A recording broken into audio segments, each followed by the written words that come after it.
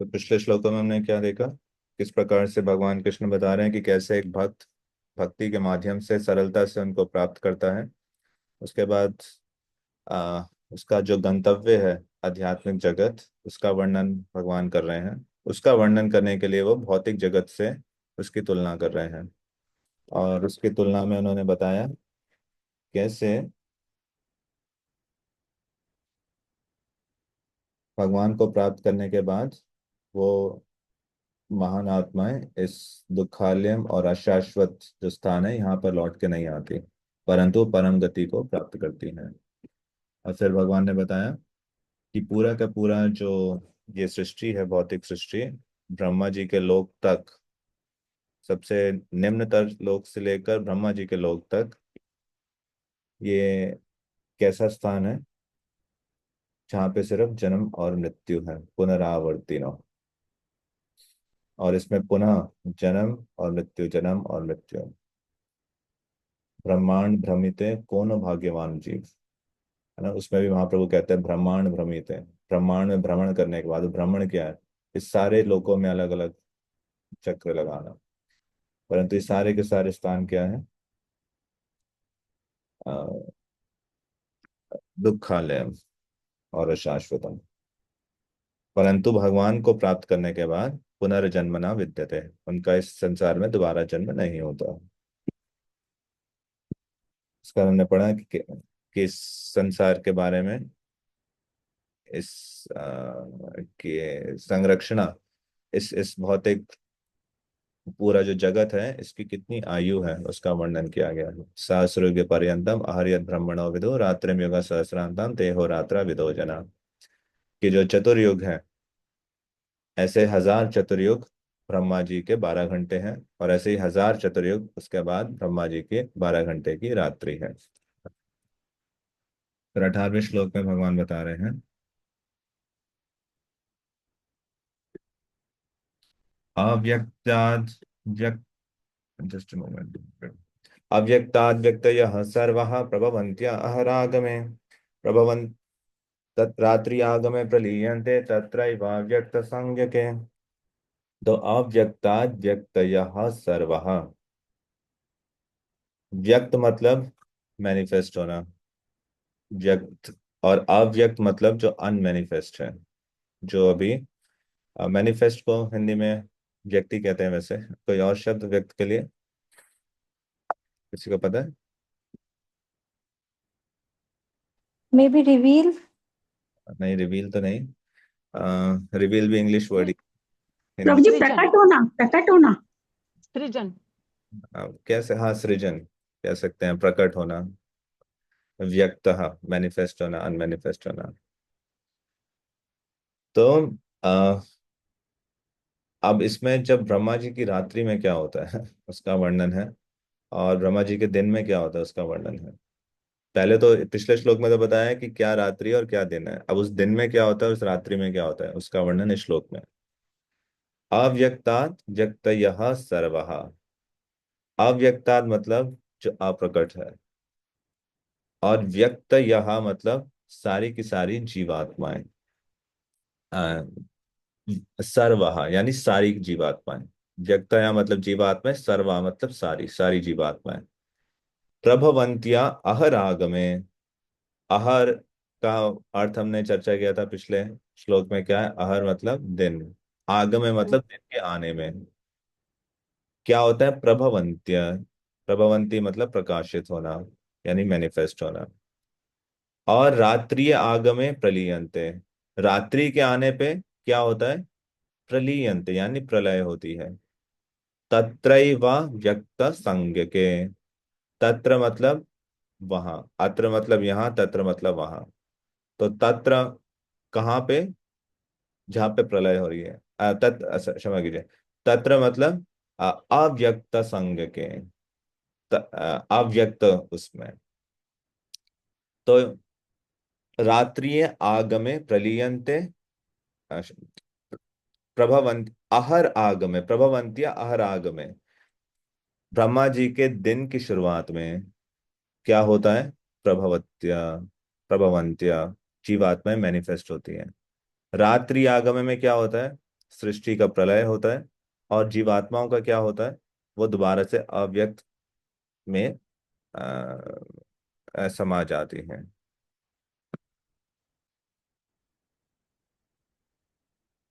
भूतग्रामः स एवायं भूत्वा भूत्वा प्रलीयते रात्रि आगमे वशा पार्था प्रभवत्या अहर आगमे।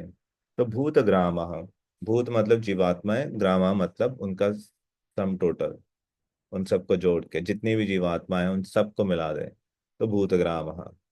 सा एवायम, सा मतलब ये सारी जीवात्माएं, एवा मतलब निश्चित रूप से, अयम मतलब ये, इस प्रकार से, भूत्वा भूत्वा प्रलीयते, भूत्वा भूत्वा मतलब बारंबार जन्म लेना, प्रलीयते मतलब जैसे प्रलय मतलब सब कुछ विनाश, प्रलीयते मतलब मृत्यु को प्राप्त करना।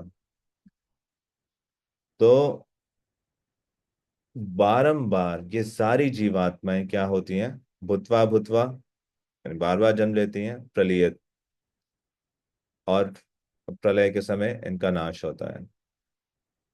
रात्रिय आगमे वशः पार्थ, रात्रिय आगमे, रात्रि के आने पर क्या होता है, अवशा पार्थ। वश मतलब कंट्रोल करना, नियंत्रण करना, अवश मतलब जो चीज नियंत्रण से बाहर हो। तो ये जीवात्मा के नियंत्रण में नहीं है, स्वतः क्या होता है, हे पार्थ, प्रभवत्या अहर आगमे। अ, आहर मतलब दिन, आगमे मतलब दिन के आने में, प्रभवत्या मतलब जैसे कि पिछले श्लोक में भी आया था, मैनिफेस्ट होते हैं। तो मुख्यतः जब ब्रह्मा जी की रात्रि आती है और जब ब्रह्मा जी का दिन आता है, तो क्या होता है, जब ब्रह्मा जी का दिन आता है तो बारंबार, जब ब्रह्मा जी का दिन आता है तो वो सारी जीवात्माएं प्रभवत्य प्रकट होती हैं। और जब ब्रह्मा जी की रात्रि आती है तो अवशा रूप से उनका प्रलय होता है। ठीक है। भूतग्राम स एवायं भूत्वा भूत्वा प्रलीयते रात्रि आगमे वशा पार्था प्रभवत्या अहरागमे। रात्रि आगमे यानी रात्रि के आने पे अवशा पार्था, अवश रूप से क्या होता है, प्रलीयते। और प्रभवत्या आगमे, आहर आगमे यानी ब्रह्मा जी के दिन पे क्या होता है, प्रभवत्या। किनका होता है, भूतग्राम स एवायं, इस प्रकार से इन सारी जीवात्माओं का।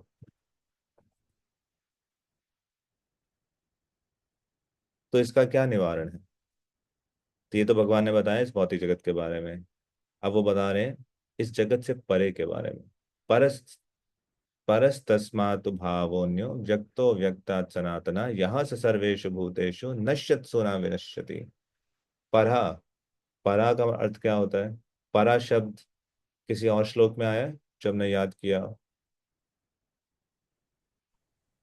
परा मत्ता परतरम नान्यत्। हाँ, परे।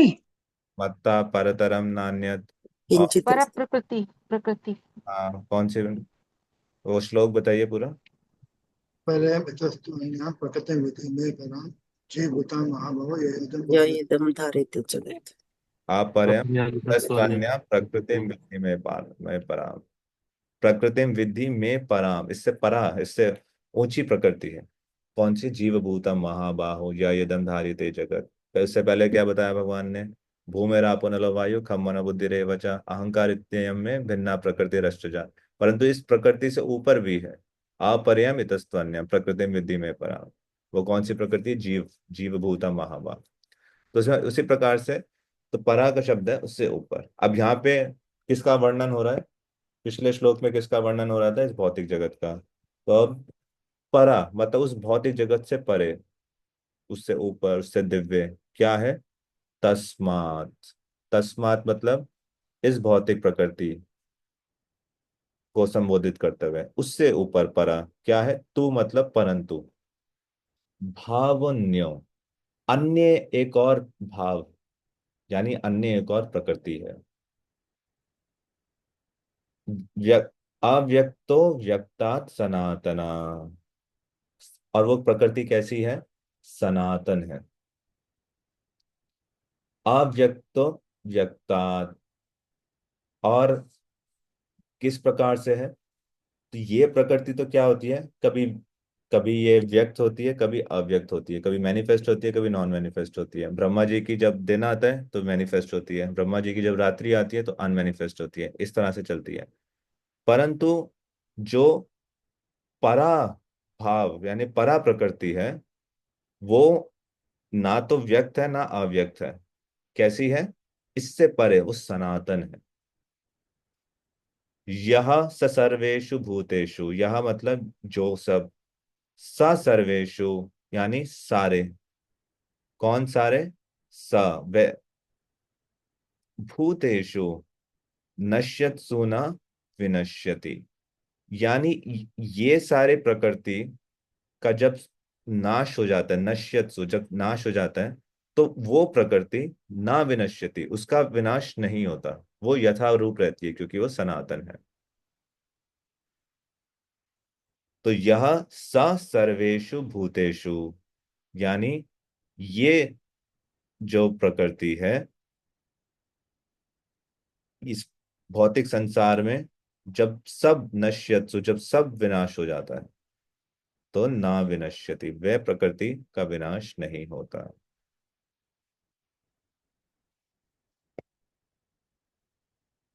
तो यह मतलब जो सर्वेषु भूतेषु मतलब इस जगत में, उनको संबोधित करते जा रहे हैं।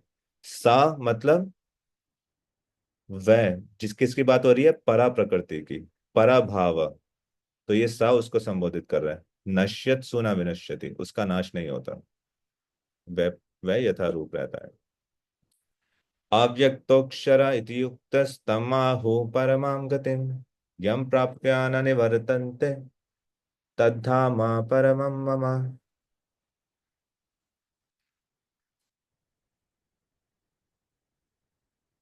इसमें दूसरी लाइन का आ, हम पहले लेते हैं। यम प्राप्य ना निवर्तन्ते तद्धाम परमं मम। बहुत सरल, आप सब समझ गए होंगे। यम मतलब यम प्राप्य ना निवर्तन्ते, उस प्रकृति को जो प्राप्त कर लेता है। ना निवर्तन्ते मतलब पुनः लौट के नहीं आता। निवर्तन्ते शब्द किसी और श्लोक में आया, आपको याद आ रहा है?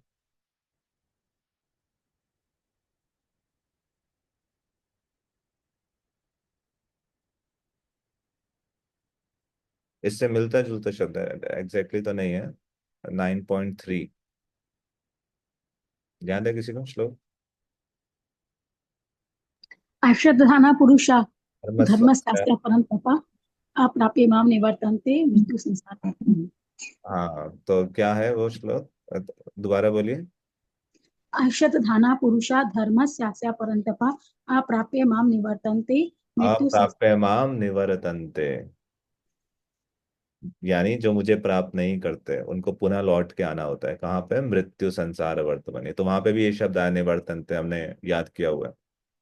तो निवर्तन्ते का अर्थ है लौट के आना। तो यहाँ पे क्या लिखा है? उस श्लोक में तो था कि उसको लौट के आना है। यहाँ पे इस श्लोक में क्या है? यम प्राप्य ना निवर्तन्ते, उसको लौट के नहीं आना। किसको लौट के नहीं आना? यम, जो लोग प्राप्य, जो प्राप्त कर लेते हैं। किसको? परमाम गतिम, उस परम गति को। तद्धाम परमम मम, तो वो कहाँ जाते हैं? तद्धाम परमम मम, जो मेरे इस परम धाम को प्राप्त कर लेते हैं। तो अव्यक्तोक्षरा इत्य उक्तस, तो वो कैसा है? इति उक्तस, उक्ता मतलब कहा जाता है। उक्त मतलब कहना, उसी से उवाचा उक्ता, कहना। किसके द्वारा कहा जाता है? वेदों के द्वारा। क्या कहा जाता है? अव्यक्तोक्षरा इति उक्तस, तो उसके दो गुण बताए जाते हैं। उस परम गति के, परमाम गतिम। आ, तम आहु परमाम गतिम, तम मतलब उसको, आहु मतलब जाना जाता है, परमाम गतिम उस, वह परम गति के रूप में जाना जाता है। इति मतलब इस प्रकार से, उक्ता मतलब कहा जाता है, इस प्रकार से वेद उसको परम गति के रूप में जानते हैं। किस रूप में और क्या कहा जाता है? अव्यक्तो अक्षरा। दो चीजें। अक्षरा का अर्थ है जिसका क्षय नहीं होता, जो अच्युत है, जो जिसका कभी पतन नहीं होता। और अव्यक्ता मतलब जो अव्यक्त है, जो अनमेनिफेस्ट है। तो जो प, परम गति है वो भौतिक रूप से अनमेनिफेस्ट है। और कैसी है? अक्षरा है। और अगर यम प्राप्य, अगर उसको कोई प्राप्त कर लेता है, जो लोग उसको प्राप्त कर लेते हैं, ना निवर्तनते, वो वापस लौट के नहीं आते। तद धामा परमम ममा, वो मेरे परम आ, वह मेरा परम धाम है। तो इसका अगर आप तात्पर्य भी पढ़ेंगे, इन सारे श्लोकों के आप अपने आप तात्पर्य जरूर पढ़िएगा। तो प्रभु जी से वेद कहाँ से आ रहे हैं कि वेदों ने कहा, वेद किस वर्ड के लिए यूज किया? जब भगवान कह रहे हैं कहा जाता है, तो ये स्वतः संबोधित है। किसके द्वारा कहा जाता है? जो वेद के असली ज्ञाता है उनके द्वारा। भगवान किसी अज्ञानी को रेफर नहीं करेंगे। तो ये जाना जाता है, तो ये ऑटोमेटिकली इम्प्लाइड है। भगवान उसमें रेफरेंस ले रहे हैं।